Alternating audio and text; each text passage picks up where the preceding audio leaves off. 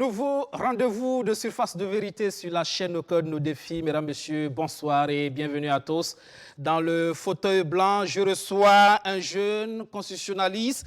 Il est volontaire, il a le sens de l'audace, il pense qu'il a un destin national et donc il a franchi le pas politique. Il veut être le futur président du Faso. C'est l'initiateur, leader du mouvement politique Soleil d'avenir, le mouvement SA que je reçois pour vous, le professeur Abdoulaye Soma. Bonsoir. Merci de répondre à notre invitation. C'est un plaisir. Le professeur Soma, l'intellectuel déjà, comment vous voyez un peu la place de l'intellectuel dans cet environnement politique burkinabé, dans cet environnement de gouvernance, sur les questions donc, de renforcement de l'état de droit, de la démocratie, de la bonne gouvernance. Parfois, on a reproché aux intellectuels ne pas assumer leur rôle. Oui, normalement, l'intellectuel a une mission de ravitaillement idéal de l'État. C'est-à-dire que l'intellectuel est une personne qui pense, qui peut envisager des solutions à des problèmes de sa société et pouvoir faire parvenir ces solutions aux autorités gouvernantes, lorsque lui-même n'est pas parmi les autorités gouvernantes. Et pour que cette mission de l'intellectuel en tant qu'homme de solution, en tant qu'homme de situation, en tant qu'homme de proposition puisse être assumée, il faut des couloirs de transmission entre le milieu intellectuel et le milieu politique, c'est-à-dire le milieu décisionnel. Parfois, dans nos sociétés, particulièrement au Burkina Faso, ce couloir de transmission est biaisé ou interrompu. Parce que les intellectuels sont supposés avoir, pour la validité de leurs idées, des accointances politiques, sinon l'idée n'est pas prise en compte. Ce qui est tout à fait dommage. L'intellectuel peut ne pas s'engager en politique et être une personne neutre, capable de réfléchir, capable de proposer et capable d'être accepté par l'autorité politique. L'intellectuel, normalement, c'est cela. Être capable de réflexion distanciée. Exactement. Mais l'intellectuel n'est productif dans ce schéma que si ces propositions, ces réflexions peuvent être acceptées en tout état de cause, c'est-à-dire quelle que soit la coloration partisane de l'équipe gouvernante. Malheureusement, dans nos contrées, dans nos sociétés, dans notre pays, il faut d'abord avoir la coloration partisane du parti qui est au pouvoir pour pouvoir avoir les possibilités, le couloir de faire parvenir ces idées et que ces idées puissent être prises en compte. On est toujours suspecté, lorsqu'on n'est pas à l'intérieur d'un parti politique, de ne pas faire les propositions qui arrangent. Donc voici à peu près là où on est arrivé à une sorte de rupture de dialogue entre le monde intellectuel et le monde décisionnel en matière de gouvernance politique, ce qui est tout à fait regrettable. Pour un pays comme la Chine, justement, on sait que le développement, le secret du développement de la Chine, c'est aussi la science, c'est aussi les intellectuels, la production intellectuelle. Mais c'est le secret du développement de toute société moderne, de toute société qui se gouverne selon le sens commun, selon l'intérêt commun. Les partis politiques, les formations politiques sont faites pour la compétition électorale. Dès lors que la compétition électorale est terminée, un ou plusieurs d'entre ces partis et formations politiques récupèrent l'appareil politique d'État. Celui qui récupère l'appareil politique d'État ne gère plus son camp politique, il gère un État, il gère une société dans sa totalité, dans sa globalité et il doit disposer pour l'intérêt général. C'est ce qui doit être le sens normal de la politique, le sens normal de la gouvernance. Malheureusement, on est dans d'autres schémas dans nos sociétés, dans nos États. Dans notre pays, il faut avoir de la coloration partisane pour être écouté. Et donc, l'intellectuel devient comme stérile lorsqu'il n'a pas de coloration politique, ce qui est tout à fait encore regrettable, je le répète. Parfois, malheureusement aussi, pour l'opinion, la perception qu'on a aussi de l'intellectuel, c'est qu'il réfléchit le plus souvent par la pensée. Eh bien oui, lorsqu'on arrive à des schémas où il faut forcément être inféodé pour avoir des propositions, il faut, dans ce schéma, que les propositions puissent être acceptées par l'autorité gouvernante, par l'autorité de décision. Eh bien, l'autorité de décision n'acceptera que ce qui lui plaît en réalité. Donc, l'intellectuel se retrouve dans une posture de devoir trouver les solutions qui plaisent à l'autorité. Donc, il se retrouve devoir plaire à l'autorité, y compris en escamotant, c'est la rigueur scientifique, la rigueur de la réflexion, la rigueur de la proposition. Voilà le schéma auquel parfois on est parvenu, on est arrivé pour certains intellectuels, obligé de trouver des solutions qui plaisent. Et ça, c'est se renier en tant qu'intellectuel. Évidemment. Et quand on est dans ce schéma, il y a comme une sorte de schizophrénie entre l'intelligence et l'action, entre la réflexion et l'action. Parce qu'on est parfois obligé, dans ce schéma, de prendre des positions qui sont tout à fait contraires à nos convictions intellectuelles, à nos trouvailles intellectuelles. Mais simplement que ces positions peuvent plaire à l'autorité. Je sais que je ne suis pas capable de ça, mais je sais qu'il y a des personnes qui peuvent le faire. Et parfois, ça détruit alors l'image de l'intellectuel. Et c'est peut-être cela qui fait dire parfois l'opinion que le problème du Burkina, ce sont ces intellectuels. Et évidemment, si dans une société, la majorité des intellectuels va dans ce sens, je ne dis pas que c'est le cas de la société burkinabé, j'ai beaucoup de respect pour nos intellectuels, mais il y en a quand même dont on attendrait une grande contribution objective dans la gouvernance de l'État, mais qu'on retrouve dans des positions de confort, des positions qui biaisent leur raisonnement, c'est-à-dire qui détruisent leur capacité, leur rigueur intellectuelle. Donc ça devient une perte de ressources pour la nation. Est-ce que c'est peut-être cela aussi qui vous a fait courir aussi entre-temps? On vous a vu sous la transition conseiller du Premier ministre d'alors, Yacouba Isaac Zida, mais après au cabinet du médiateur du Faso. Pour la transition, je crois que le minimum qu'on puisse me reconnaître en tant qu'intellectuel burkinabé, c'est le patriotisme. C'est le patriotisme. Parce que je suis professeur d'université, je suis avocat, je suis président d'organisation de la société civile comme la Société burkinabé des droits constitutionnels. Et on avait déjà pris position par rapport à ce que nous pensons de l'article 37, donc de la situation. Lorsque la situation est arrivée, le pays était en instabilité, le pays était en déséquilibre. J'ai été appelé par l'équipe qui a récupéré le pouvoir politique d'État à l'époque et qui était dirigé par le lieutenant-colonel Yacouba Isaac Zida. J'ai été appelé en tant qu'intellectuel pour venir apporter ma contribution à équilibrer l'État, à rétablir l'ordre constitutionnel normal, à faire revenir le Burkina Faso dans le chemin normal de la gouvernance. Je n'étais pas prêt à l'action politique, mais j'ai dû le faire par patriotisme, parce que je sais que c'est ce que j'ai appris, et je l'ai appris avec les moyens de mon État, et donc j'ai le devoir de servir cet État. Donc je suis allé, nous avons travaillé. Et si vous constatez bien, tous les mécanismes de retour à l'ordre constitutionnel normal que nous avons adoptés finalement sont des mécanismes que j'avais déclinés auparavant dans une interview publique, je crois, à RFI.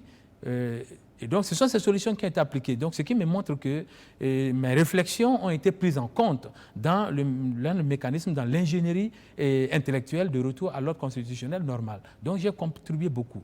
Ensuite, j'ai été demandé d'être conseiller spécial du Premier ministre sous la transition, avec pour mission de cadrer la transition sur le plan constitutionnel, notamment sur le plan de réformes constitutionnelles qui allaient être menées sous la transition. C'est ma spécialité et c'est ma mission publique parce que je suis président d'une association de droit constitutionnel, c'est-à-dire de l'association de droit constitutionnel de référence au Burkina Faso. Je ne pouvais pas refuser cette mission et j'ai fait la transition en toute dévotion pour ma nation, en toute loyauté aux autorités gouvernantes de l'époque, et la transition n'était pas un régime partisan. Ce n'était pas un parti politique qui avait pris le pouvoir. La transition n'était pas non plus un régime militaire. Ce n'étaient pas des militaires qui avaient pris le pouvoir, en tout cas pas sous la transition. C'était un régime patriotique. Il fallait reconstruire le Burkina Faso, il fallait restabiliser l'appareil burkinabé et j'ai contribué avec ce que j'ai pu apporter à le faire jusqu'à la fin de la transition. Quand la transition est terminée, ma mission était terminée. Mais il y a eu quand même on a trop forcé la main au droit sous la transition. Et vous savez, j'ai fait un vœu personnel, patriotique, d'honnêteté et d'objectivité et de rigueur envers la nation burkinabé, ma patrie. Ce qui fait que même quand j'étais dans la transition, parmi les gouvernants, disons-le ainsi, j'étais conseiller spécial. Le conseiller spécial est une personnalité de haut niveau, hors classe, qui est consulté par l'autorité pour des questions stratégiques. C'est ça la définition du conseiller spécial. Et j'étais conseiller spécial. Donc j'étais parmi les autorités gouvernantes de la transition. Mais quand je n'étais pas d'accord avec certaines choses... Comme notamment sur le code électoral d'alors, la loi Chérif. Qui ne me paraissait pas être conforme à notre modernité constitutionnelle, à l'intérêt de la stabilité du Burkina Faso, j'ai pris position et publiquement pour critiquer les choses.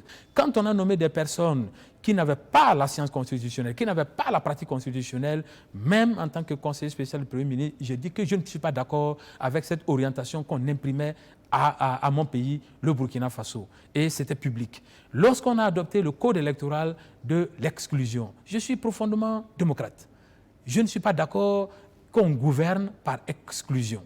Je ne suis pas d'accord. Je suis d'accord que les personnes répondent de leurs actes. S'ils ont commis des fautes, qu'ils soient accusés, mis en accusation, fassent l'objet d'une instruction en justice et soient jugés correctement. Mais je ne suis pas d'accord qu'on puisse prendre des positions qui excluent une partie des Burkinabés, quelle qu'elle soit, de la compétition politique. Vous savez qu'en matière électorale, il y a l'exclusion électorale sur le fondement des décisions de justice. Et certaines condamnations sont des causes d'inéligibilité.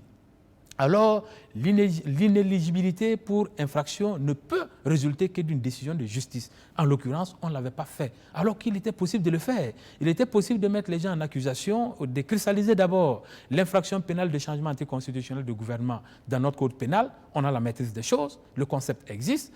Ensuite, de passer les personnes en jugement et ceux qui se seraient rendus coupables de changement anticonstitutionnel de gouvernement parce qu'ils auraient soutenu telle personnalité ou telle personnalité dans tel sens ou dans tel autre sens, allaient subir les rigueurs de la loi et sur le fondement de cette rigueur, allaient pouvoir être exclus des élections. Le processus n'était pas bon et je n'étais pas d'accord avec un processus escamoté qui fait magouille. Et donc, finalement, de conseiller, vous retrouvez de plein pied dans la politique. Aujourd'hui, c'est une suite logique pour le constitutionnaliste que vous êtes? Ce n'est pas que c'est une suite logique pour le constitutionnaliste. Tous les constitutionnalistes n'ont pas vocation à la politique. Moi, j'ai vocation à la politique. J'ai fait une interview en 2011, elle est publique et elle est disponible, où j'annonçais au Burkinabé, à la suite de la question d'un journaliste, que j'avais l'ambition présidentielle et j'avais l'ambition de l'engagement politique. Mais qu'en 2011, je n'étais pas prêt et que j'allais préparer. Donc depuis 2011, je suis en laboratoire de préparation, de réflexion, de discussion, de maturation et de responsabilisation. Maintenant, je suis prêt. Vous êtes prêt? Le laboratoire donc a produit quelque chose, ça s'appelle Soleil d'avenir, un mouvement que vous dites particulier. Vous dites notamment que c'est une formation politique de masse.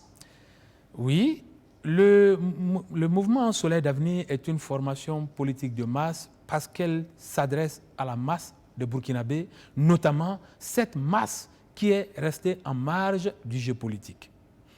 Au Burkina Faso, le corps électoral est composé d'environ 9 millions de personnes. Mais si vous prenez les élections générales où tout le monde est supposé voter, en tout cas tous les citoyens, depuis 20 ans quasiment, il n'y a qu'environ 3 millions de personnes qui votent. Donc, vous avez environ 6 millions d'électeurs burkinabés qui ne votent pas, donc des citoyens burkinabés qui ne votent pas, qui ne sont pas dans les partis politiques et qui ne votent pas. Alors que ce sont des ressources, parce que ce sont parfois des personnes qui sont très respectées dans leur communauté, qui sont très écoutées dans leur communauté, mais qui, pour telle raison ou telle autre, n'ont pas fait l'engagement politique. Moi, je pense que ces personnes-là, quand on a fait les études, on s'est rendu compte qu'il s'agit à 75% de jeunes. Tout le monde dit que la jeunesse, c'est l'énergie. Et tout le monde sait que nous voulons nous développer. Et tout le monde sait que pour se développer, il faut de l'énergie. Alors, pourquoi voulons-nous nous développer en laissant en marge un stock de 6 millions d'énergie? Le carburant. Donc, je pense qu'il faut activer, optimiser et utiliser cette énergie pour le développement du Burkina Faso. Le gros défi, c'est comment mobiliser cette énergie justement à la jeunesse. Il fallait une stratégie d'en faire. Il fallait une stratégie de faire. Et on a pris le temps de la concevoir. Vous voyez aujourd'hui, en tant que membres fondateurs, les membres fondateurs, c'est-à-dire des personnes qui ont rempli les fiches des membres fondateurs comme telles, nous en avons 200 000. 200 000. 200 000. Et je pense que d'expérience politique et en écoutant des personnes qui connaissent l'histoire du Burkina Faso, on peut dire qu'il n'y a eu aucun parti politique, aucune formation politique qui a été déjà créée avec une telle assiette de membres. Cela signifie simplement que... Est-ce que signer des fiches, remplir des fiches, ça suppose forcément un engagement sincère et... Ça suppose un engagement matérialisé. Parce que la première chose qu'il faut faire pour croire une personne, c'est de croire ce que la personne dit ou de ce que la personne fait jusqu'à preuve du contraire. Il est clairement noté sur la fiche de membres fondateurs d'un nouveau mouvement politique indépendant. Ces fiches sont en circulation, elles sont publiques. Les personnes les ont remplies comme telles. Donc, ce n'est même pas pour insister sur le chiffre, mais c'est pour insister sur le fait que nous avons pour objectif l'intérêt supérieur du Burkina Faso, d'activer cette source d'énergie pour contribuer aux côtés de celles qui existent déjà au développement du Burkina Faso. Et le mouvement Soleil d'avenir a eu la stratégie de le faire. Et c'est fait. Et ça va se faire encore. D'accord. 200 000 déjà, ça veut dire que rien que ces membres fondateurs, s'ils doivent voter, c'est déjà quelque chose, puisqu'on sait effectivement, comme vous l'avez dit, il y a quoi? Le président est élu parfois avec moins de 1 million d'électeurs, à peu près 1 million. 200 000, c'est déjà quelque chose. Il en est ainsi parce que je n'ai pas conçu mon engagement politique pour un intérêt personnel. Je n'ai pas conçu mon engagement politique comme une plaisanterie. J'ai conçu l'engagement politique comme une solution. Et quand on veut faire une solution pour tout un pays, on doit être sérieux. Et ce que j'ai fait, c'est de vérifier d'abord que l'offre qu'on voulait faire, que les idées qu'on voulait soutenir, que la façon de faire la politique qu'on voulait appliquer est acceptable dans la société burkinabé, dans toutes les zones géographiques du Burkina Faso. Donc on n'a plus le temps de sillonner le pays, de faire parvenir ces fiches dans l'ensemble des régions du pays, dans l'ensemble des provinces du pays, et de voir est-ce que les Burkinabés seraient d'accord. Et c'est ce travail-là qui a permis d'avoir cette base initiale de plusieurs milliers de personnes. Donc à partir de là, on est d'accord que le Burkina Faso a besoin d'un renouveau. Les Burkinabés ont besoin qu'on injecte dans l'arène politique, sur l'échiquier politique, un nouveau personnel politique, une nouvelle génération d'hommes et de femmes politiques. Et l'action du Soleil d'avenir est déjà engagée dans ce sens. Et Soleil d'avenir qui se veut un laboratoire déjà d'expérimentation de la gouvernance. Vous parlez déjà d'un conseil gouvernemental de 15 membres. Oui. Il y a une école pour les magistrats, c'est à l'ENAM. Il y a une école pour les policiers. Il y a une école pour les enseignants. Il n'y a pas d'école pour les ministres. Donc, parfois, on a des ministres qui sont nommés et qui doivent prendre 3 mois, 6 mois pour comprendre ce que c'est qu'un ministre et comment doit travailler un ministre. Nous pensons que le Burkina Faso n'a pas de temps à perdre. Donc nous avons déjà créé un organe. C'est un organe spécial qui s'appelle le Conseil ministériel, qui est une sorte de gouvernement virtuel. Quand nous prendrons le pays, c'est ce gouvernement qui va prendre le pays en charge. Donc les gens sont déjà ministres en préparation et ils suivent le ministère dont ils ont la charge et je fais des conseils des ministres que je préside de façon régulière. Actuellement. Donc ce qui fait que celui qui est nommé dans ce conseil ministériel est déjà ministre en devenir, ministre virtuel. Comment ça se fait? Vous avez des dossiers, il apprend des déjà, dossiers, etc. Il apprend déjà à être ministre. Nous avons des dossiers, c'est-à-dire les dossiers que nous connaissons, les dossiers ordinaires de Burkina Faso, nous les préparons. S'il y a un ministre des Affaires étrangères, il va suivre les dossiers du ministre réel des Affaires étrangères du gouvernement qui est en cours. Il va l'apprécier, il va le critiquer, il va contre-proposer. Et nous en discutons et nous préparons. En sorte que le jour où nous prenons la charge de l'appareil politique d'État, il n'y a pas de tâtonnement. C'est un démarrage en vitesse pour obtenir des résultats crédibles et concrets. Des résultats crédibles et concrets. Et chez vous, on parle de dualisme idéologique, de réalisme politique. C'est quoi finalement? C'est l'option idéologique que nous avons faite. Dualisme idéologique, comme je l'ai dit, c'est un réalisme politique, c'est un pragmatisme sociologique. Ça veut dire simplement quelque chose de très facile à comprendre. Dans les idéologies, il y a le libéralisme et le socialisme en tant que tel comme idéologie pure. Donc parfois, il y a des partis politiques comme chez nous au Burkina Faso qui s'inscrivent purement dans le socialisme. Il y en a qui s'inscrivent purement dans le libéralisme. Nous pensons qu'il y a des problèmes au Burkina Faso dont la bonne solution dépend d'une vision socialiste, comme l'éducation, comme la sécurité, comme la santé, comme la culture, comme la sécurité, comme l'alimentation. Et il y a des problèmes au Burkina Faso dont la solution dépend d'une vision libérale, comme la relance économique, comme l'industrialisation, comme l'infrastructure, la construction. Vous voyez, nous ne voulons pas que le Burkina Faso fasse des options qui l'enferment dans des carcans idéologiques. Donc pour nous, il y a des questions de base que nous allons choisir, telles que celles que j'ai déjà citées, qui vont faire l'objet d'un traitement socialiste, c'est-à-dire que c'est l'État qui va les régler. Pour nous, c'est l'État qui doit servir totalement à donner à manger à tous les Burkinabés. C'est l'État qui doit réaliser l'éducation, c'est l'État qui doit prendre en charge la question de la sécurité, par exemple. Et il y a les autres questions qui doivent être traitées selon une vision libérale, c'est-à-dire en laissant une grande place à l'entreprise privée. Voilà la vision. C'est-à-dire, c'est une conjonction de solutions. Nous allons conjuguer les ressources des idéologies pour régler les problèmes du Burkina Faso. C'est inédit. Vous parlez de pragmatisme, mais la réalité de la gouvernance, elle est libérale, hein? Et c'est pourquoi nous avons dit que le dualisme idéologique est un libéralisme de droit commun. C'est-à-dire que c'est normalement du libéralisme. Mais nous allons faire des questions choisies, des questions qui pour nous sont extrêmement importantes pour le Burkina Faso. Pour moi, un État doit être capable de régler l'alimentation de ses concitoyens, la sécurité, l'éducation, la santé, par exemple. Sur ces questions-là, c'est du socialisme que nous allons faire parce que nous allons orienter l'État pour qu'il traite ces questions et qu'il règle les problèmes. Et pour les autres, c'est du libéralisme. Donc nous serons dans une situation de libéralisme ambiant avec des questions choisies, traitées d'après une vision socialiste. Extrêmement facile, extrêmement pragmatique, extrêmement plausible pour apporter des solutions concrètes et des résultats tangibles. On ira au-delà de l'Écosse pour comprendre véritablement votre offre politique pour les Burkinabés en 2020. Mais déjà, qu'est-ce que vous reprochez à la gouvernance aujourd'hui qui fait que vous pensez que vous pouvez apporter autre chose? Qu'est-ce qui ne marche pas au Burkina aujourd'hui? Moi, je suis moins sur des questions conjoncturelles. Tel gouvernant, tel ministre, tel régime n'est pas bon.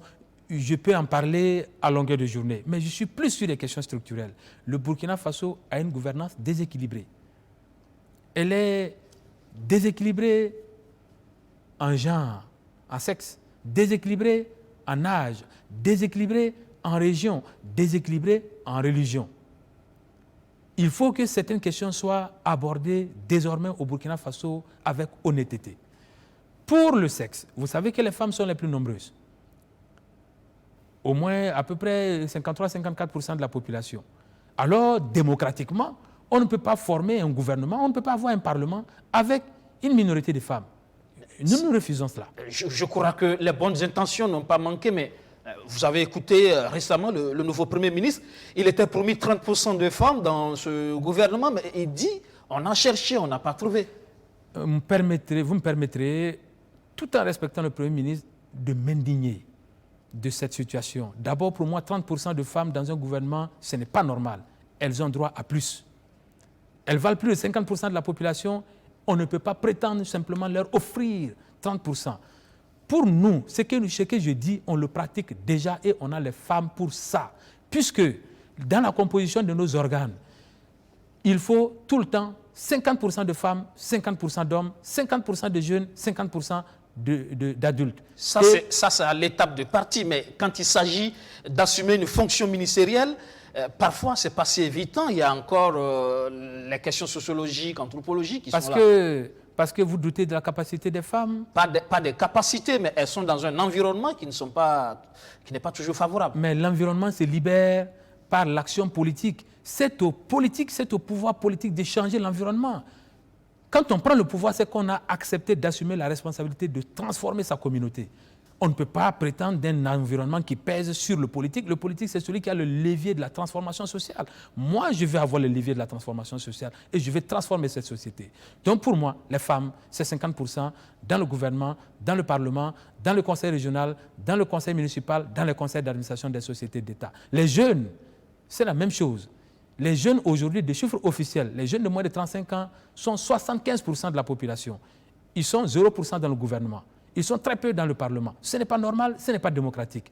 J'assume la responsabilité de la préparation, de la sensibilisation, de la responsabilisation de la jeunesse. Ce qui fait que dans nos organes déjà, les jeunes, c'est 50% des organes. Par exemple, nous avons la présidence chez nous.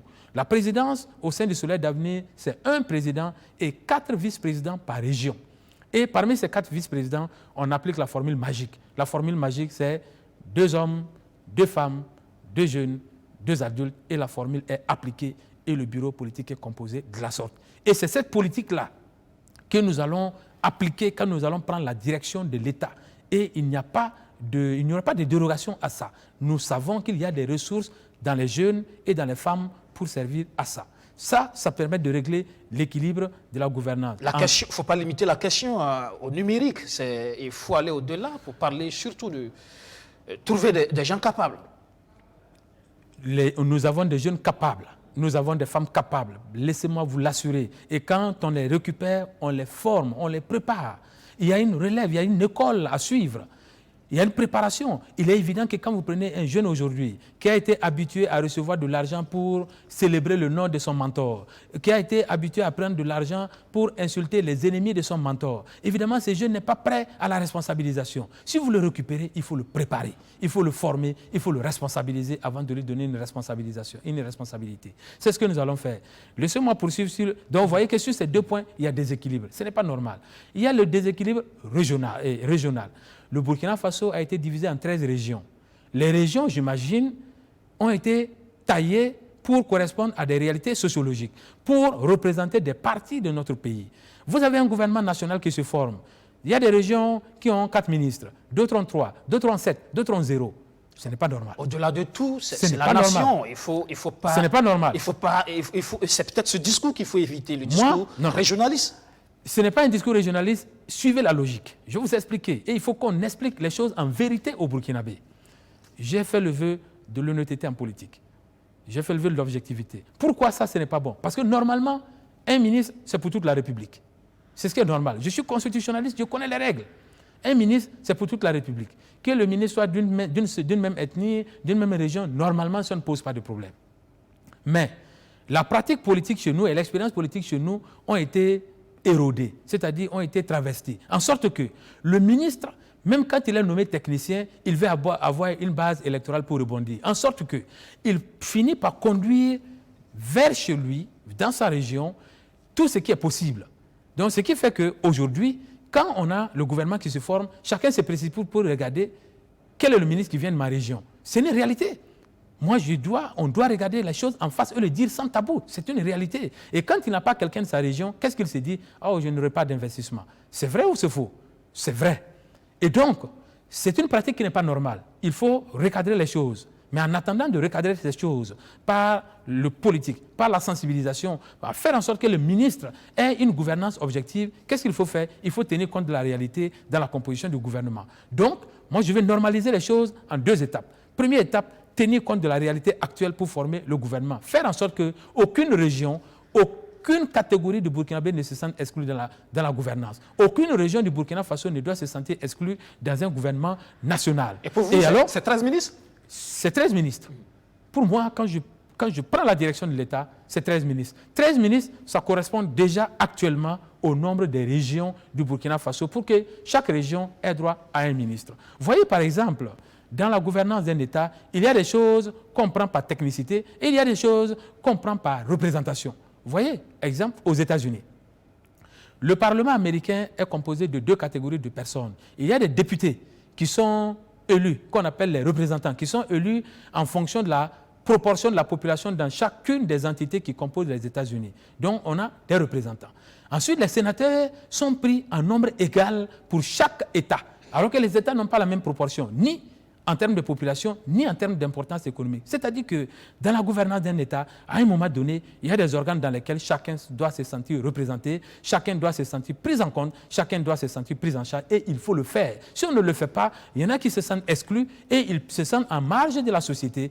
Et moi, j'assume la responsabilité de cette gouvernance, de cet équilibre dans la gouvernance. J'ai la conviction que le Burkina Faso ne sera stable que quand les Burkinabés se sentiront tous pris en compte dans le gouvernement, dans les organes nationaux, dans le Parlement. Et je crois que je vais revenir sur cette idée que le ministre, le gouvernement du Burkina Faso, quand on est nommé ministre, on doit gouverner pour tous. Je sais que ce n'est pas le cas aujourd'hui. Les ministres veulent d'abord constituer une base électorale. Il faut que ça s'arrête. Il faut que ça s'arrête. Le ministre doit gouverner pour tout le monde. Vous voyez? Et donc, il faut entendre le peuple. Moi, j'ai sillonné le pays. J'ai écouté la population. Quand on nomme les ministres, la région ou la province qui n'a pas de ministre commence à se plaindre, je n'ai pas mon fils dedans. Et vous savez très bien qu'il y a des régions qui se sont plaintes officiellement de n'avoir pas de ministres ressortissants de leur région dans le gouvernement. Officiellement. Quelle région? Officiellement. Quelle région? Vous verrez la composition du gouvernement et vous verrez les régions qui ne sont pas représentées ou qui s'estiment insuffisamment représentées. Ben, il se trouve que votre proposition, elle est peut-être pertinente, mais il va se poser un autre débat. C'est le portefeuille. Selon qu'on est ministre de l'économie, selon qu'on est ministre de la culture, ça n'a pas la même importance. Déjà, 13 ministres, être ministre, c'est un honneur. Parce que quand ça commence à devenir 40 ministres, le ministère devient quelque chose de vulgarisé. Et donc, les ministres cherchent plus de visibilité avec le positionnement. Mais il y a des pays, comme la Suisse, qui ont 7 ministres. Même quand vous êtes ministre de l'eau, c'est ministre quand même. Et c'est déjà suffisant. Et je ne suis pas dans les questions de traitement des honneurs des gens. On est beaucoup plus sérieux que ça. On veut régler un problème national. On veut redresser ce Burkina Faso pour qu'il retrouve sa grandeur et pour qu'il puisse offrir du bonheur aux Burkinabés. Voici l'objectif de mon engagement politique. D'accord. Alors, tout ça, il y a forcément des préalables. Il y a le conjoncturel qui est là, c'est que le Burkina est dans une situation, c'est difficile. Un des cadres du parti au pouvoir, Clément Sawadogo, l'a dit, le pays est à la croisée des chemins. C'est une réalité qu'il doit falloir d'abord surmonter. Et les questions de dialogue politique, pour vous, c'est un préalable justement pour aller à 2020? Vous savez, la phrase que le Burkina Faso est à la croisée des chemins, cette phrase se prononce depuis longtemps par diverses autorités, mais je n'ai pas l'impression qu'on a vraiment pris la mesure de la profondeur de la phrase. Parce que je le pense aussi, le Burkina Faso est à la croisée des chemins. Pourquoi? Nous avons eu une certaine gouvernance avec une certaine classe politique qui est restée aux affaires, qu'elle soit de l'opposition ou de la majorité. L'essentiel des grands dirigeants de ce pays sont restés aux affaires pendant 10 ans, 20 ans, 30 ans. Quand il en est ainsi, on finit par avoir des sortes de problèmes personnels qui s'institutionnalisent. Et donc, on se trouve dans des sortes d'opposition systématique. Il y a des personnalités politiques aujourd'hui qui ne sont plus dans des échanges, dans des controverses d'idées, qui sont dans des oppositions de personne à personne. Quand c'est ainsi, la gouvernance du pays est problématique. Parce que celui qui récupère l'appareil politique d'État, à tort ou à raison, est accusé de vouloir nuire aux autres qui, eux, dans l'opposition, accumulent la haine, accumulent les tentations de vengeance. Quand on est dans ce cycle, si on n'y sort pas, le pays ne peut pas avancer. Et le pays, le Burkina Faso, est bloqué à ce stade. C'est pourquoi je pense que la question de l'union et de la réconciliation nationale est une question fondamentale pour le déblocage du développement du Burkina Faso. Parce que j'ai la conviction que l'union fait la force. Quand on aura réuni et réussi à avoir un processus qui permet de fédérer les forces du Burkina Faso, en restant dans des chapelles politiques différentes, mais en étant capable de travailler sur un certain nombre de questions d'intérêt national ensemble, on aura réussi une opération de déblocage du développement du Burkina Faso. Pour l'instant, ce n'est pas le cas. Vous avez suivi? Il y a des autorités qui indiquent leurs ennemis et les accusent de tel ou tel des mots les plus graves que subissent le Burkina Faso. Regardez le niveau d'accusation. Il est grave. Il faut qu'on règle la question de l'unité et la question de la réconciliation nationale. Maintenant, comment régler cette question? Quand on est dans un problème, on ne peut pas régler le problème. Pour régler un problème, il faut être en dehors du problème. C'est-à-dire que si vous avez deux personnes qui sont en conflit, qui sont en opposition, il faut une troisième personne pour séparer et apaiser et réconcilier et unifier. Cette troisième personne doit être extérieure au problème. Eh bien, c'est cette troisième personne que nous sommes en train de monter avec la nouvelle génération d'hommes politiques qui sont préparés par le mouvement Soleil d'avenir. Parce que le projet est un projet d'union nationale. Le projet est un projet de réconciliation nationale pour déverrouiller les canaux de développement du Burkina Faso. Si nous restons à ce stade, personne n'avancera. C'est-à-dire que ce que le Soleil d'avenir veut faire, soit on le fait avec nous, soit c'est quelqu'un d'autre qui le fait, soit c'est maintenant, soit c'est après. Mais en tout cas, tant que ce n'est pas fait, le pays ne bougera pas. Et si le pays ne bouge pas, aucun de nous ne sera à l'aise. Et pour vous, ce débat qui est posé aujourd'hui sur le changement générationnel, la perspective, elle est là? Oui, je pense qu'en réalité, moi j'ai discuté avec les hommes politiques les plus puissants du pays.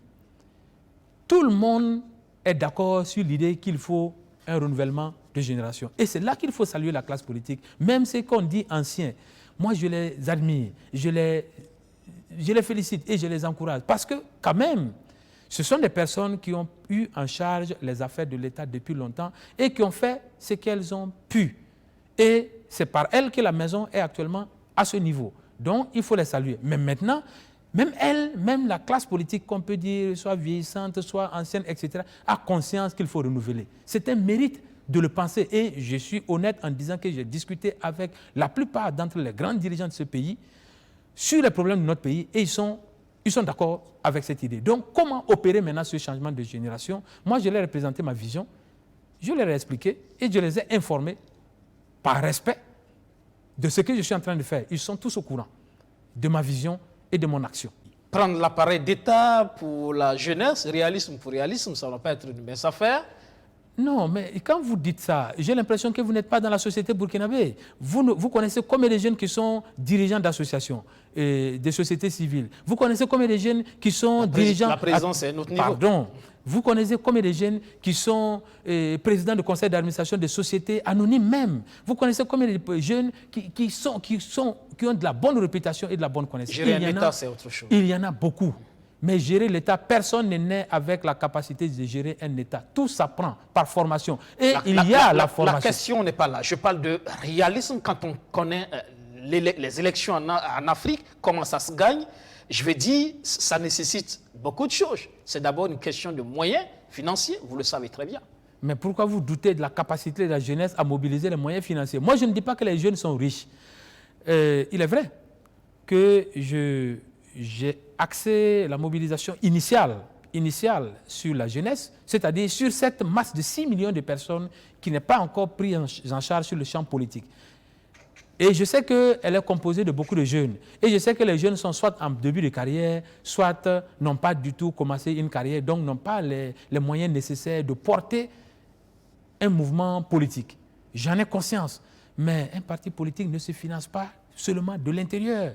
Un parti politique se finance aussi par son ingénierie idéale, c'est-à-dire en présentant votre projet, en montrant la portée de certaines décisions pour votre pays et pour les partenaires de votre pays, vous finissez par capter les partenariats nécessaires pour porter le projet. Vous voyez ce qu'on va faire? C'est que le projet que j'ai pour le Burkina Faso est pour le bonheur du Burkina Faso, mais aussi c'est un projet africain parce que nous sommes dans une dynamique de panafricanisme. Vous voyez? Donc, quand nous allons détailler le programme du Soleil d'avenir, vous verrez qu'il y a du national et il y a de l'international. Donc, les autres verront, les partenaires du Burkina Faso verront qu'il y a un intérêt à avoir ces idées au Burkina Faso, à avoir cette classe gouvernante au Burkina Faso, et alors les appuis viendront de là. Donc vous avez une stratégie de mobilisation des ressources. On est obligé de l'avoir. C'est une responsabilité que j'assume en tant que premier leader de ce mouvement nouveau. Avec l'état-major, nous allons dégager et définir une stratégie de mobilisation de fonds. Des fonds au niveau national parce que c'est pour l'intérêt national que nous agissons. Et il nous appartient de démontrer au Burkina Faso que notre action, c'est pour l'intérêt du Burkina Faso. Et je suis sûr que les Burkinabés, en ayant conscience de cela et en ayant confiance en cela, ils financeront, y compris maintenant les ressources de nos partenariats extérieurs. Une contribution à la Barack Obama, par exemple? Pourquoi pas? Si Barack Obama a eu une stratégie, vous voyez, aux États-Unis, le financement des partis politiques, ce ne sont pas par les membres, ce n'est pas par les jeunes. Il y a un financement national parce qu'à un moment donné, il y a des gens qui veulent s'en sortir. Tout le monde dans ce pays-là veut être à l'aise. Tout le monde veut que le pays s'en sorte, tout le monde veut s'en sortir. Si quelqu'un croit que cette solution-là va m'aider à m'en sortir dans ma position personnelle, la personne mettra ce qu'il faut dans cette solution. Et nous allons apporter cette solution. Alors, pour la présidentielle justement de 2020, parce que jusque-là, quand on voit le professeur Soma qui annonce sa candidature. Au sein de l'Union, on entend dire il est candidat. Est-ce que c'est sérieux? Juste pour l'expérience? Juste pour accompagner? Ou alors c'est une candidature suscitée? D'abord, je vais répondre sur la candidature suscitée. Pour ceux qui ont suivi les choses et qui m'ont suivi, c'est en 2011 que j'ai annoncé dans une interview publique, et je le répète, qui est disponible, mon ambition politique. Et depuis lors, j'étais en préparation. La préparation est terminée. Je suis prêt à gouverner. Et donc, on ne peut pas parler d'une candidature suscitée parce qu'une candidature suscitée est une candidature qui se suscite dans une certaine conjoncture. On ne peut pas dire que la conjoncture d'aujourd'hui était déjà programmée depuis 2011. J'ai, de mon engagement politique, une conception autonome et personnelle et libre. Il n'y a pas un baron. C'est vrai qu'on a l'habitude des candidatures télécommandées, des engagements politiques suscités. moi je comprends. Mais mon cas s'explique par l'autonomie de la décision. Parce que cette autonomie est fondée sur une décision prise depuis longtemps, avant même que le contexte actuel ne s'installe. Donc ça doit donner la confiance que cet engagement politique est crédible. Maintenant, pour l'élection présidentielle, pour ceux qui savent, quand on parle de préparation depuis 7 ans, on se prépare en idée, on se prépare en méthode, on se prépare en stratégie, on se prépare en action et on se prépare sur d'autres plans. Je suis prêt. Quand j'annonce ma candidature, ce n'est pas pour essayer, ce n'est pas pour accompagner, c'est pour récupérer le pouvoir. L'engagement politique doit désormais être pris au sérieux au Burkina Faso. On s'engage en politique pour apporter une solution à des problèmes au Burkina Faso. Moi, je ne suis pas la solution de tous les problèmes du Burkina Faso, mais il y a des problèmes au Burkina Faso que je suis sûr que je peux régler si j'ai la décision. C'est pourquoi je veux aller chercher la décision ultime, suprême, et régler ces problèmes et aller faire autre chose. Attention, il y a eu Roch, la réponse, Roch, la solution, entre-temps. Je ne vais pas parler de personne ici, je parle d'une nation, s'il vous plaît. Alors, donc pas de Yacouba Isaac Zida derrière, pas de Roch Christian Kaboré derrière. Il faut respecter ces personnes et il faut me respecter. Et pour Yacouba Isaac Zida, je vous ai expliqué dans quelles circonstances nous avons travaillé. On s'est vu pour la première fois quand il m'a appelé pour venir aider le pays en novembre 2014. Et je me prépare et j'ai annoncé depuis novembre 2011. Donc, il ne peut pas être à la base de mon engagement politique. La population burkinabé doit croire que je suis en engagement politique autonome. Je l'ai fait par moi-même et je cherche l'accompagnement de la population, de nos concitoyens pour moderniser ce pays, pour changer ce pays. Et j'ai fait le vœu, et je le proclame ici, le vœu d'un changement de leadership politique, d'un changement de méthode politique. Il faut que les dirigeants politiques soient vrais. Et je prends l'engagement d'être vrai. Il y a les mots, il y a l'engagement, mais quels sont vos atouts véritables? Mes atouts, je ne sais pas, c'est la préparation, c'est l'accompagnement de la population. Vous savez que je ne deviendrai personne sans ou contre la population burkinabé. Ce que je veux faire, c'est pour ma nation, c'est pour ma patrie, c'est pour mes concitoyens. Quand ils sont d'accord et qu'ils m'accordent leur voix, je le ferai. Je dis ce que je peux faire et je fais ce que j'ai dit. Donc, mes moyens sont la nation. La nation m'a permis d'avoir l'éducation, la connaissance de certains dossiers. D'abord, en études, j'ai étudié la gestion des affaires publiques. Elle, au moins, je la connais. Je connais comment on gère un État, je connais comment on organise un État, je connais comment on réforme un État. La nation m'a permis d'avoir cette science. La nation m'a encore permis d'avoir l'expérience. J'ai été impliqué à des plus hauts niveaux dans la prise de décision dans ce pays. Dans la phase pré-transition, quand j'ai été appelé par Yacouba Isaac Zida, il fallait prendre des décisions tout de suite urgentes pour gérer un pays. Cette expérience acquise pendant 15 jours dépasse plusieurs années d'expérience de gouvernance stable d'un pays en période normale. Ensuite, j'ai été conseiller spécial. Je vous ai défini ici le conseiller spécial. Le conseiller spécial, c'est quelqu'un qui s'occupe des questions stratégiques pour l'autorité concernée. Je l'ai fait. Ensuite, j'ai été directeur de cabinet. Le directeur de cabinet, au médiateur du façon, en tout cas, c'est la deuxième autorité de l'institution. Et l'institution médiateur du Faso, je la pense importante en ce moment parce qu'il y a des dossiers, après des révolutions, après l'insurrection, après un coup d'État manqué, qui doivent être traités d'une certaine façon. Et ces dossiers sont arrivés là, je les ai lus, je comprends. Donc, sur les gros dossiers de la République, je peux dire au Burkinabé que je connais et je peux envisager des solutions. Vous parlez de 13 ministres. La polémique, c'est aussi la réduction de train de vie de l'État en supprimant certaines institutions.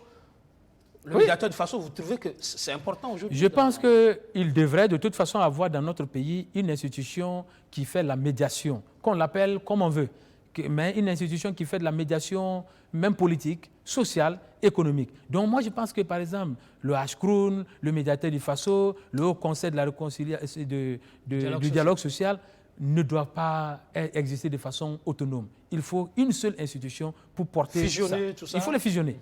Mais je crois qu'une telle institution doit exister parce que ça correspond à notre culture. Il y a des problèmes dans notre culture qu'on ne veut pas régler en justice. On les règle sous l'arbre à palabre, comme on me dit. Et moi, je veux faire une gouvernance qui est adaptée à la culture du Burkina Faso. Il faut un développement endogène correspondant à nos réalités endogènes. Parlons toujours de votre candidature. Pour certains, le processus Soma aurait pu commencer par les législatives dans sa localité, par exemple. Pourquoi tout de suite la présidentielle? Parce qu'on estime qu'il n'a pas de base électorale. Ceux qui ont une base électorale peuvent-ils avoir autant de membres fondateurs qu'on a eu? La politique, c'est pour régler un problème. Si le problème que je voulais régler était au conseil municipal, je serais allé chercher la place au conseil municipal. Si le problème que je voulais régler se trouvait au Parlement, je serais allé chercher seulement la place des députés. Je n'exclus pas de siéger au Parlement parce que dans certains contextes, le siège peut permettre de régler un certain nombre de problèmes. Mais le problème ou les problèmes que je veux régler et que je me sens capable de régler pour le Burkina Faso nécessitent que j'ai la décision ultime. Il faut la présidence du Faso. Ce n'est pas une question de prétention, c'est une question d'ambition pour mon pays. Et c'est sérieux? Et je ne le cache pas, j'ai de l'ambition pour mon pays. Je veux un grand Burkina Faso, je veux un grand Burkinabé. Et j'ai le droit de le penser et j'ai le droit de le vouloir. Alors, l'offre politique du professeur Soma, c'est quoi? Est-ce que ça va être ramassé aussi de bonnes intentions, sans déclinaison, en vision claire, réaliste avec des échéances et des moyens de mise en œuvre, comme on a l'habitude de le voir à travers les programmes présidentiels des candidats? Vous avez décrit peut-être ce qui se passe ou ce que vous connaissez. On vous a annoncé ici que c'est un nouveau leadership, c'est une nouvelle méthode. Je pense qu'il faut changer la façon de faire la politique. Il faut être honnête. L'intégrité est un ingrédient du développement dans un pays. Je vous ai dit que le président Sankara l'a démontré. L'intégrité est un ingrédient du développement. Vous voyez, par exemple, quand il a réussi en 4 ans à réaliser l'autosuffisance alimentaire, qu'est-ce qu'il avait? Ce n'est pas qu'il était riche lui-même. Ce n'est pas qu'il avait des réseaux financiers internationaux qui lui ont donné de l'argent. Non. C'est l'intégrité à l'intérieur et la rigueur qui lui a permis de réaliser cet objectif qu'il faut que l'État puisse réaliser pour les Burkinabés. Il faut que les Burkinabés mangent à leur faim. Lui, il l'avait fait. Pourquoi? Par intégrité. Donc, je pense que le nouveau leadership politique au Burkina Faso doit être axé sur l'intégrité. Il faut que les hommes politiques soient honnêtes, disent ce qu'ils peuvent faire et fassent ce qu'ils ont dit qu'ils vont faire. Et je m'inscris dans cette ligne. Et je prie Dieu de ne pas me permettre de me tromper. Pas vous permettre de vous tromper, justement. Sur la question de la sécurité, par exemple. La question de la sécurité, vous voyez, le problème, un problème comme le problème de la sécurité se règle de deux façons. Soit à ses causes, soit à ses conséquences. Quelles sont les causes de l'insécurité? Je vous ai dit, c'est le déséquilibre dans la gouvernance. C'est le sentiment de certaines zones ou de certaines catégories de personnes d'être exclues dans la gouvernance. Même des autorités gouvernantes aujourd'hui l'ont reconnu. C'est ça la cause.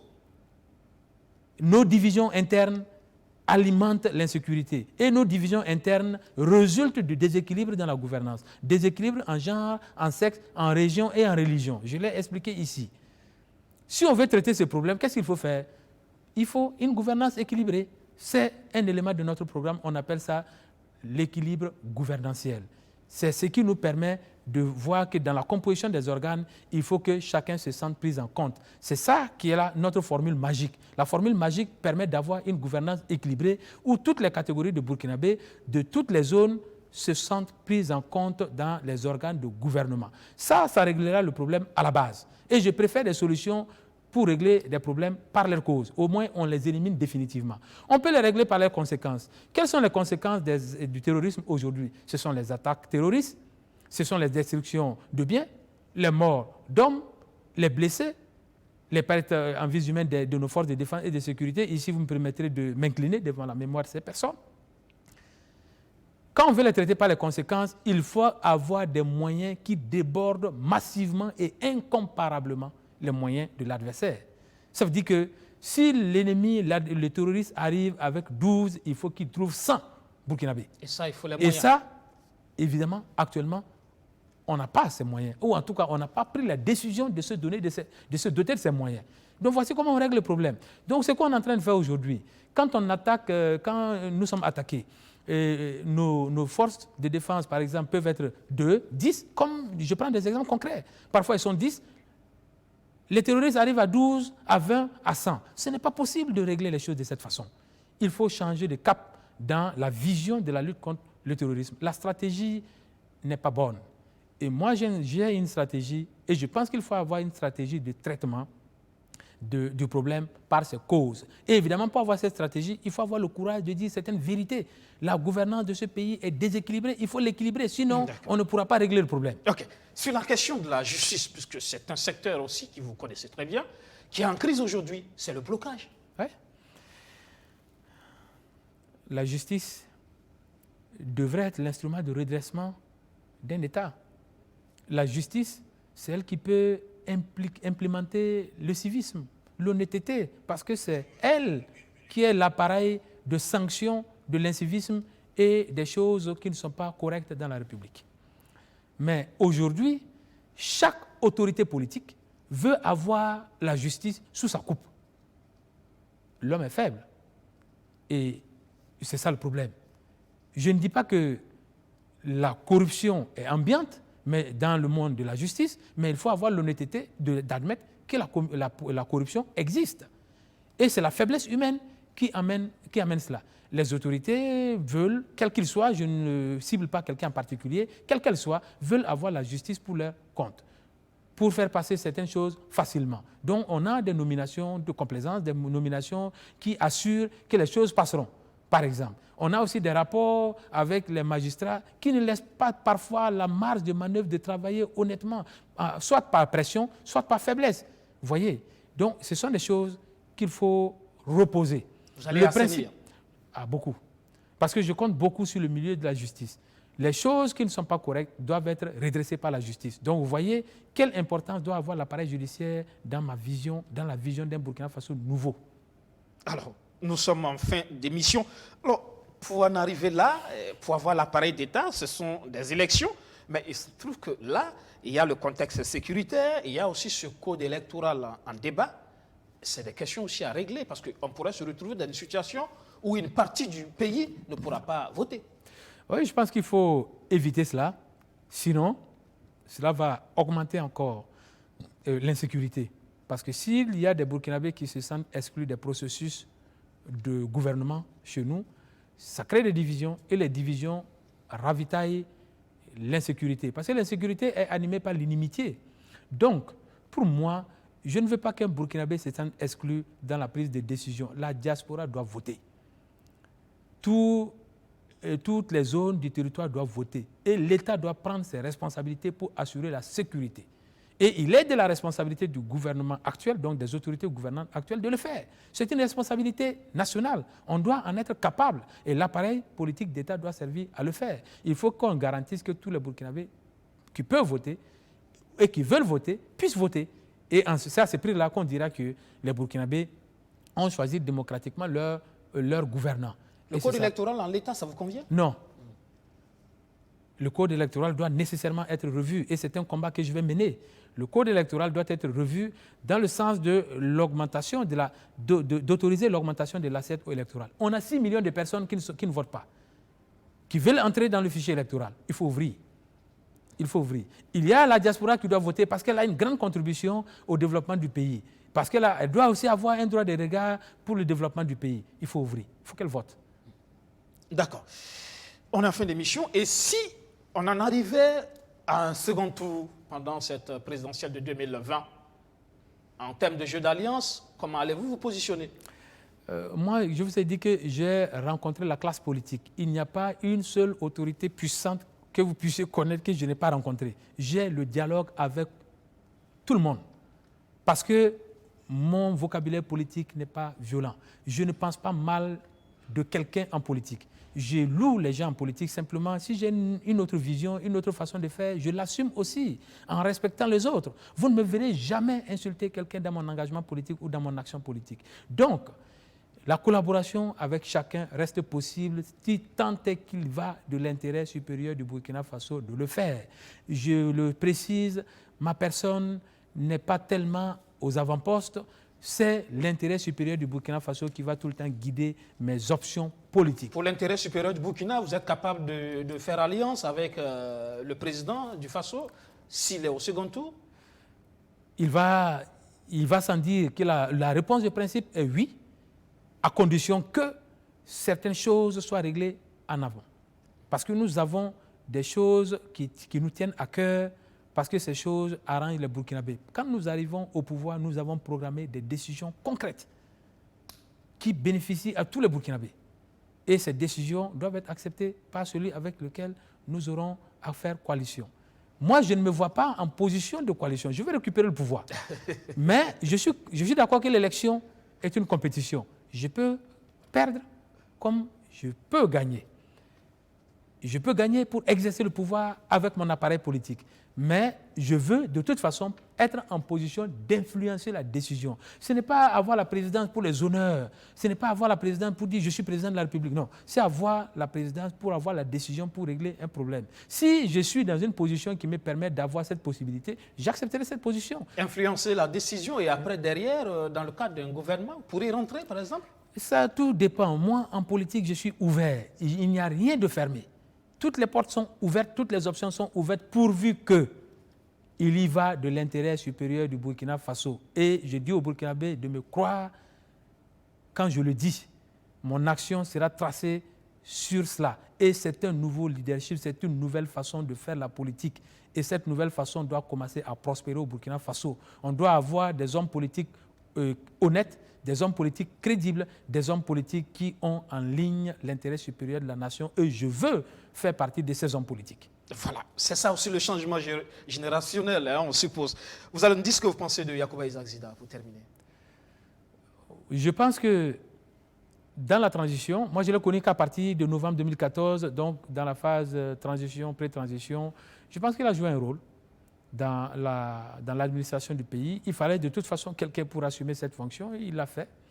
Donc je pense qu'on doit lui reconnaître ce mérite.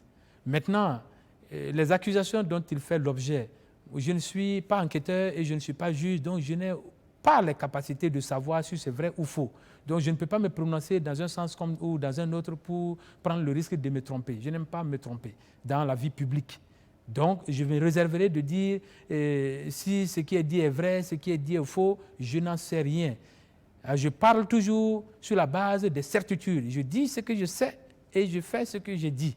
Pour lui, je ne sais pas ce qu'on lui reproche, si c'est vrai ou faux, donc je me garde. J'apprécie ce que j'ai connu de l'homme, sa contribution à la nation, et il faut qu'on le félicite. Zéphirin Diabré? Ah oui. Il a beaucoup contribué. J'ai beaucoup de respect pour l'homme. Il le sait. Je l'appelle grand frère. Il le sait, j'ai beaucoup de respect pour lui. Il a beaucoup contribué, il a tenu un rôle, il a donné espoir à un moment donné au Burkinabé. Je ne vais pas apprécier son action. Je pense que c'est une autorité qui aime le Burkina Faso. Et il doit compter parmi les personnes dont l'expérience doit servir à améliorer le sort du Burkina Faso et des Burkinabés. Pour terminer, Rochma Christian Kaboré. C'est le chef de l'État. Donc pour l'instant, il a le sort du Burkina Faso et des Burkinabés entre ses mains, y compris mon propre sort. Donc, il sait que je suis ouvert. Et on a quelques contacts électroniques, pas physiques, où on s'est félicité. Moi, je l'ai félicité quand il a été élu. Après, j'ai partagé quelques visions avec lui. Par exemple, pour mon engagement politique, il est au courant, comme les autres. Donc, je pense que c'est un mérite. On n'arrive jamais à être chef d'État au hasard. À un moment donné, le sort, la nature et le peuple vous choisissent. Il a eu le mérite d'être choisi. Et il a la lourde responsabilité de conduire le navire Burkina Faso à bon port. C'est une lourde responsabilité. Simplement, moi, je pense que quand on a cette responsabilité, il faut rester un homme ouvert au-delà des clivages politiques. Voilà, nous sommes en fin donc d'émission. Merci d'être passé dans le fauteuil blanc ce soir, professeur. Merci beaucoup. Moi, j'ai un mot. Le mouvement Soleil d'avenir s'adresse à tout le monde, toutes les générations de Burkinabés, toutes les catégories de Burkinabés sur toute l'étendue du territoire. Moi, je vous appelle à venir renforcer ce mouvement en remplissant les fiches des membres fondateurs pour que nous changions ensemble le Burkina Faso, parce que nous tous avions intérêt à ce que le Burkina Faso soit prospère. De la prospérité publique résultera notre prospérité privée. Je vous remercie. Merci encore. Ça sera tout pour ce numéro de Surface de vérité. Dans le fauteuil blanc, il y avait le professeur Abdoulaye Soma. Il est candidat à l'élection présidentielle de 2020 au Burkina Faso avec le mouvement Soleil d'avenir. Excellent sur le programme, sur notre chaîne. Bonsoir.